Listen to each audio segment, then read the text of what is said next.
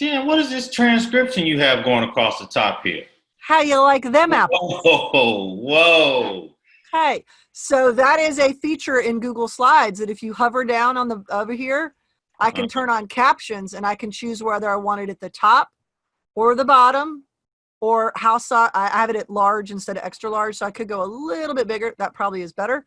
But it allows me that if I have this up, I can use this as a tool with my students in Zoom. So even I was explaining that if I just had one slide up, I could use that feature if I've got slides. So it's down here in the toolbar under captions. So I can turn that off.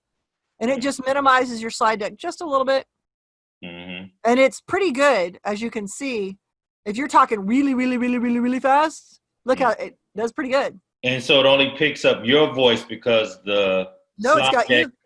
No, it go ahead, keep talking. Watch it. It's going to get you. Talk. Mic check, mic check. 1, 2, 3. Mic check, 1, 2, 3. Oh, look at that. So having it up in a session like this with students, even if the students are the ones speaking, it's going to help as well. Even if you don't do an entire presentation and you only have one image up that you're talking about, you can use the tool.